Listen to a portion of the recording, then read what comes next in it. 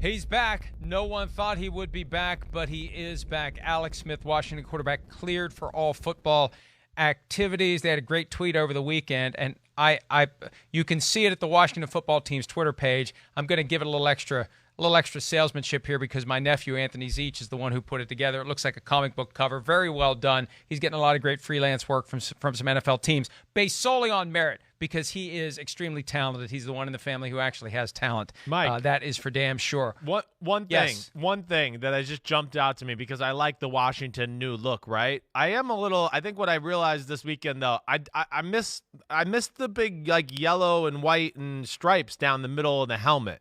So as much as I like it, like I'm disappointed with that. I just thought I'd air that out. Sorry. They're not on there still? No, it's I don't know. all maroon with just that yellow gold number and the yellow gold, face mask. So it still works. Whatever they're doing, it works. It does work. And, I agree. And if they have a decent season this year, I have a feeling Washington football team is going to be the name at least for another season or two. All right. Remains to be seen whether or not Alex Smith ends up being the starting quarterback. The key, though, is he's in the mix, and that comeback makes him the inspiration for today's draft. The best all-time individual comeback stories. I've got the trivia question for Christopher. Who was the only player to receive the Comeback Player of the Year award twice, Chris? Wow. Gosh, I know this too. And NFL Comeback Player of the All right, I don't know it. Go ahead. Chad Pennington. Oh, Chad man, Pennington. I knew it. 2006 with the Jets, and then Right. 2 years later with the Dolphins because he landed in Miami after the Jets ended up with Brett Favre. Yep. So twice for Chad Pennington. All right, I get the first pick then, and there are many to choose from. Given the impact of the player and given what he did after he came back, and given that it looked like he was done, I got to go with Peyton Manning. I've got to. I'm assuming we're leaving Alex Smith out of this. Yeah. I've got to go with Peyton Manning. Right. The 4 surgeries, the neck problems, the atrophy of the triceps, the question as to whether he could even throw the ball again, and the Colts just said, forget it, we're done. We're moving on to Andrew Luck, who's going to be our quarterback for the next 15 years. Oh, maybe not. But they didn't even hesitate to move on from Peyton Manning, and it worked. Yeah. It healed. He could throw. He could throw well enough. He set records after he came back. The irony is that it was only after he was completely falling apart otherwise physically, that's when he finally won his second Super Bowl. Yeah. But that 2013 season was a special all-time season 2 years after the lost season to the neck surgeries. So that one, given who he was, given what he overcame, given it would have been very easy for him to just walk away after everything he'd accomplished, you throw all that together, and it's one of the great comebacks we've ever seen. Yeah, no doubt about it. I think when it's just amazing. Yeah, we thought, oh no, is he ever going to play again? Is he ever going to be the same? To, holy cow, he's setting the NFL on fire here with 4 and 5 touchdowns a week, and they were just unstoppable on the offensive side of the ball. So good pick by you. I'm not mad at you. I think I got to go Kurt Warner with mine. Because Kurt Warner to me did it twice. First off, all right, yeah, he was, the Giants. He went to the Giants. They drafted Eli Manning. You're thinking, oh, man, it's over for Kurt Warner. He's done. He goes to Arizona and, has this revival of his career. But really, how about the first one? You're not on a team. You got to go back to Northern Iowa. Green Bay cuts you. You go back to Northern Iowa. You're bagging groceries. And then all of a sudden you're, playing for the Rams and the greatest show on turf and a Super Bowl MVP and the NFL MVP. That to me, even though it's not an injury or anything like that, still is an unbelievable comeback story times 2, really, and especially that first part with him, being cut by Green Bay. Yeah, I mean, he really bounced around, and it was a show of that drive and that motivation, and he had the opportunities. He played for the Iowa Barnstormers. He played in NFL Europe, or whatever name it had at the time. It had 7 different names during its life. Those opportunities aren't there, and especially this year with no preseason games, limited chances for guys to get film of what they can do and to show that they can perform. These stories are going to be fewer and farther between where it was a guy who comes out of nowhere and really turns it around. It's going to be somebody else who gets those opportunities because it's going to be harder to prove yourself. That's a good choice by you. Next one for me, Eric Berry, the Chiefs safety who overcame cancer and came back and played. Yeah. It's a shame he wasn't with the Chiefs last year when they won the Super Bowl.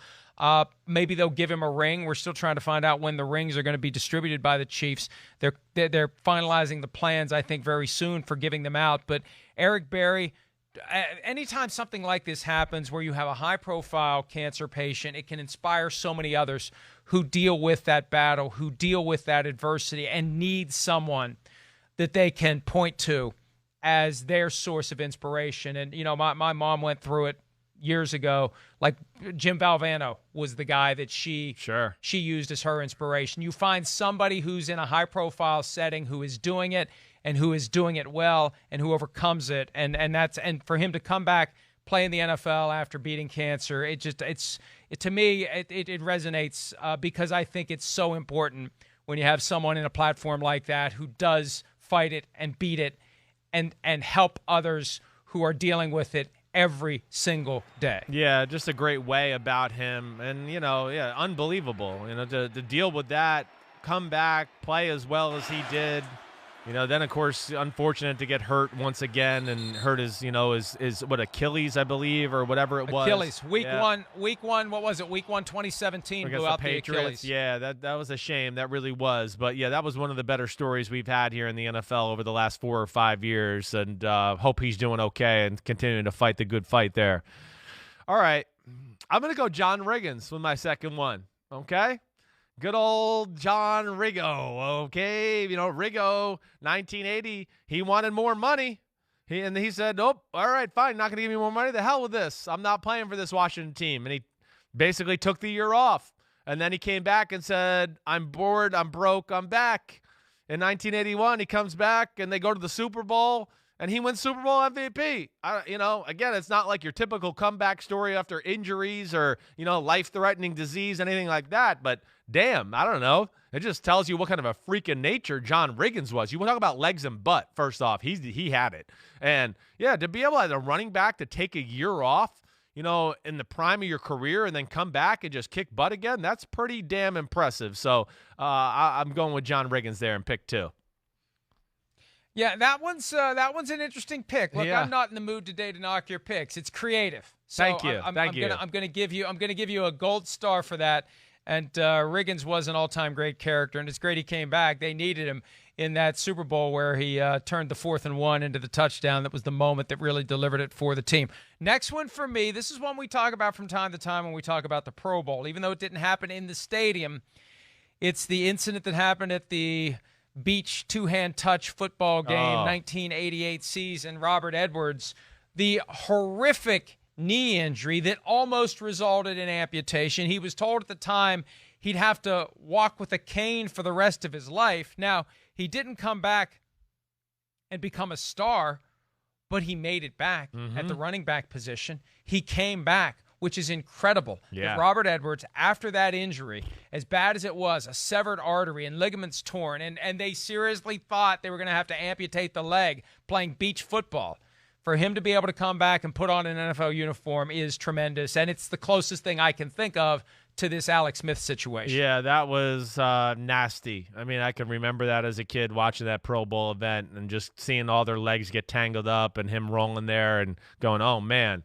But that was serious and unbelievable that he came back to even, get snaps in the NFL, like you said. So that was a good one by you. I did not have him written down. I had kind of forgotten that one. So, all right, you trying to challenge my Johnny creativeness this morning? Good for you. All right. Well, I got another one for you. I think you're going to like this one. Rocky Bleier. I'm going with Rocky Bleier. Guy gets drafted literally into the NFL and then literally gets drafted to go to a war, the Vietnam War, and then comes back and has a huge role for the Pittsburgh Steelers and goes on to play there all those great years, sharing time with Franco Harris and everything like that to win 4 Super Bowls. And, of course, have that one awesome touchdown catch in the Super Bowl and everything like that, which I believe was Super Bowl 10 against the Cowboys, and maybe that was Super Bowl 13. I can't remember. It was one of the Cowboy ones. But, I mean, that to me, when I just was looking up comeback stories, you don't hear that every day. So what happened to your pro career? Well, I had to go to war in Vietnam for a while, and then I came back to play football. I mean, that's freaking amazing. So, and he got injured. He got injured. Right. Yeah.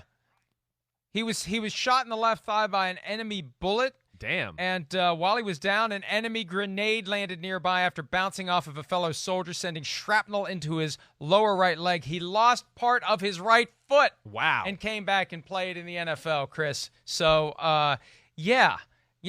Your research didn't uncover that little tidbit, which makes it even more impressive. Others I had Frank Gifford, who took that wicked hit from Concrete Charlie Bednarik that knocked him out for a full year. He came back and played after that. Rod Woodson, torn ACL week 1, 1995 against the Detroit Lions, came back and played that year in the Super Bowl. Remember, after he made a play, he got up and he taunted. Yeah. For the only time in the NFL that anyone's ever taunted anyone by pointing at their knee. But that's what Rod Woodson did in Super Bowl 30. And then Drew Brees. Yep. Drew Brees, after the 2005 season, his last game as a Charger, his shoulder got messed up. That's why the Dolphins didn't want him. They gave up a second-round pick to get Dante Culpepper that year instead of the free agent who had 20-plus studs in his shoulder. The Dolphins wouldn't touch him. Amazing. The Saints roll the dice, and they end up with one of the great quarterbacks of all time, Chris. Yeah, I mean, Drew Brees, that was the one that was hard for me not to pick there in the draft because he went to like, ooh, can he ever be a starting quarterback to like throwing for 5,000 yards every year, which is unbelievable. I also thought about Brady, with his 4-game suspension coming back, only bringing the team back from 28-3 and then win the Super Bowl that year. Joe Montana, right? I mean, he didn't play football for, basically a year and then went to the Kansas City Chiefs and made them relevant and went to the playoffs and all that. And then I even had Michael Vick on my list too.